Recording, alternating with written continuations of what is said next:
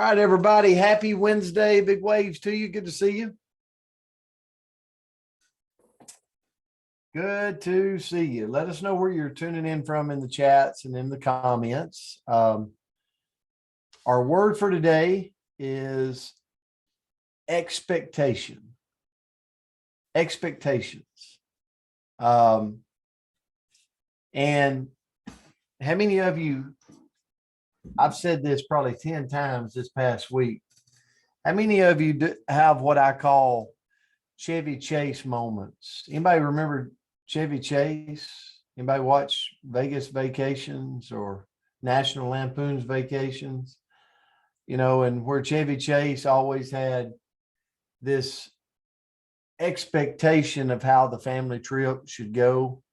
You know, they're playing in the water and everybody's getting along. Everybody's on the car ride and they're loving life. And then they actually get on the trip and it's kind of right the opposite. Cousin Eddie is breaking the windows and doing all kinds of crazy things, and the kids are fighting, and life's miserable. So expectations, maybe that's my crazy sense of humor, but I think I've definitely had the Chevy Chase moments of expectation. If you look at the definition, it's the act or state of expecting, anticipation. How many of you have booked a vacation and you got this masterful vacation in your mind?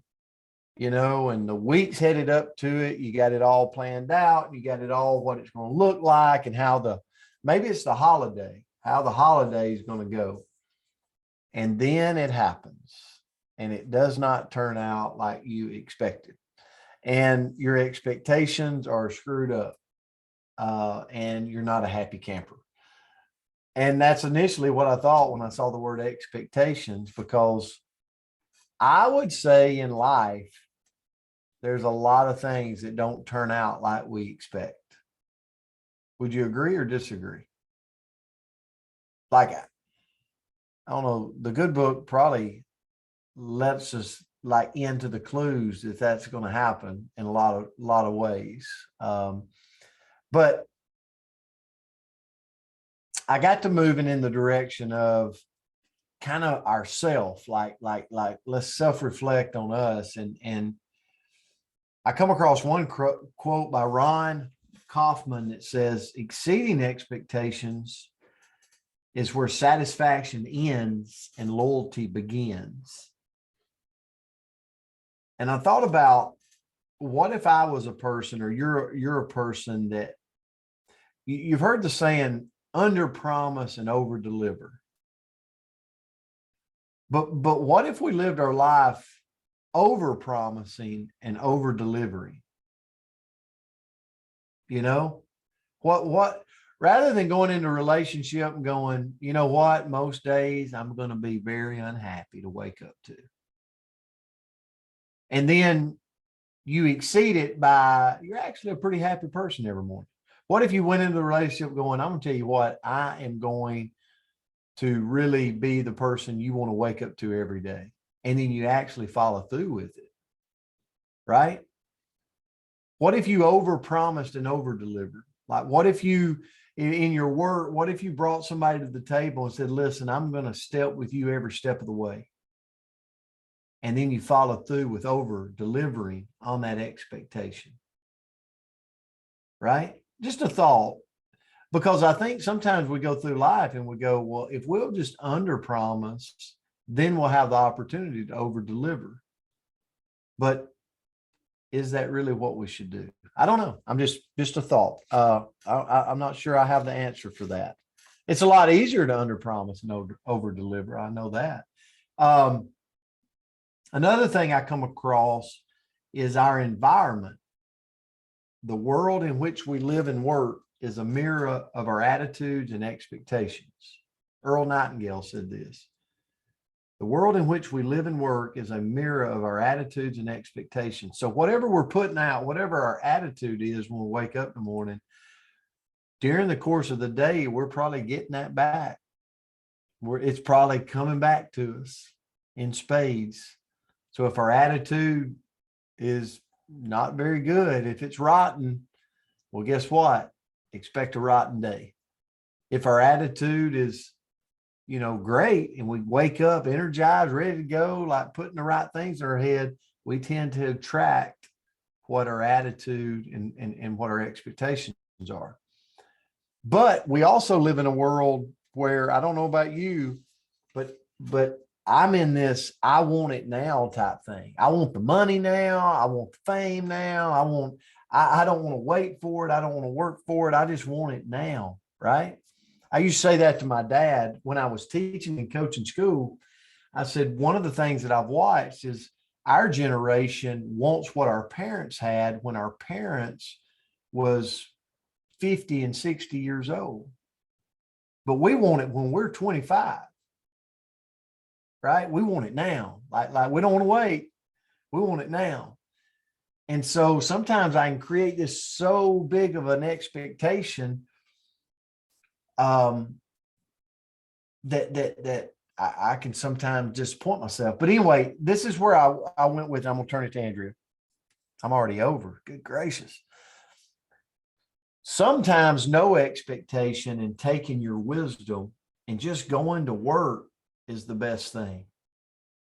I believe I'm a happier person when I can downplay, like just chill out on the expectations and just know what to do and go to work. Right? Like got a vacation planned, like see if I can muffle that expectation and just go on the vacation and try to have a great vacation. Right? Or maybe it's work and I'm like, rather than having this expectation of all this stuff I'm supposed to do, how about just do the work and let it take on its form? Right? And then the other thing I come across with expectation is coming in with an expectation rather than coming into a new environment going, how can I make an impact here? Here's my prayer for us, and I'll turn it to Andrea, is that you don't have a I deserve it attitude. Well, I just deserve it. I just, my expectation is of such that I just deserve it, rather than I got to go earn it. We don't deserve anything. We got to go earn it. We got to go make an impact. We got to go work for it. Like that's how we build this life we're living, and we exceed a degree of success here. So, Andrea, I was all over the place this morning, but I love the word. I'm just not so sure I did it justice this morning, but I'll turn it to you. Well, I thought you did a great job. And all I could think about this morning is, have you ever, like, I'm sure I'm not the only one on here that has absolutely had someone completely exceed your expectations, right? Like they maybe do something nice for you or support you in a moment or treat you really, really well or help with a project. I don't know, right? But you have somebody absolutely exceed any expectation you could possibly have. And it absolutely feels amazing. Like to feel that it's incredible. But sometimes when we have those expectations, right, and we turn them on ourselves, we can set ourselves up for absolute failure, and it can go either way. So I'm going to talk about how to have realistic expectations for ourselves. So sometimes we think we're superheroes and our expectations are way up here. Like I'm going to look at my to-do list, I'm going to get everything done. And the kids are Chevy Chase moment. Kids are going to smile the whole time and like sweep the house like they're part of, I don't even know, like the little mice in Cinderella or something. And like, everything's just going to roll really, really great. And I'm going to orchestrate it and I'm going to have this great attitude. It's going to be fantastic. But then sometimes we go the opposite way, where our expectations for ourselves are so low, right? Kind of like if you guys are part of the Chalk Talk, we had, I'm too old. I'm too tired. I'm too busy. I'm a mom. I've got too much, whatever it might be. So we have to find that middle ground where we're not stopping ourselves by freezing ourselves by expecting perfection, but then we're also not limiting ourselves by not expecting enough. So how do we get there? And I'll try to be fast, but first of all, we have to get clear on our values. If we don't know what's truly important to ourselves, if we don't know how we want to live, then how can we expect to meet that goal, right? So taking that time, what is truly important to me? What are my values? What do I want to have as part of my life? And start there. And then next, evaluate the expectations that we actually have. So, what am I expecting of myself? How has that expectation served me in the past? Did it ever work out the way I thought?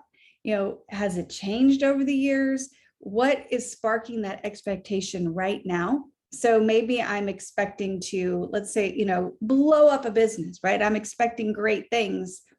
Well, if I'm not taking action, right? Like if I'm just looking at that expectation and not doing anything to make it reality, well, then I'm going to fall short. So we have to kind of analyze it. And then on the flip side, we've got to quiet our fear. So sometimes a lot of our unrealistic expectations come from a place of fear, right? Such and such thing's not going to happen. Or is going to happen, right? And it absolutely comes from fear. So if we can take some time, do some deep breathing, whatever you do to kind of calm your mind, where we can make our decisions and set our expectations from a place of calm, not of fear, they can be a lot more realistic. And then, and Coach just touched on this, explore our not good enough story. My guess, I don't know, maybe it's just me, but my guess is many of us walk around and we have places where we think we're not good enough. And so our expectation in those areas just is very, very low.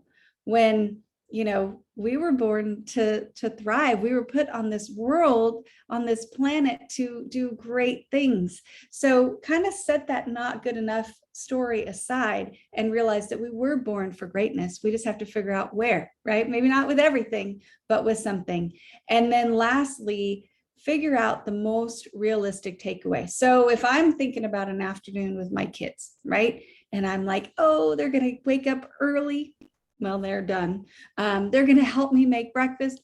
Okay. And then we're going to all play in the pool and they're going to play together. They're teenagers. Like I could look at this scenario and go, okay, now where are the places that this probably isn't going to happen? In my house, they're going to sleep in and they're barely going to eat the breakfast that I make and they're probably going to grunt around it. But can I still find the joy in that reality?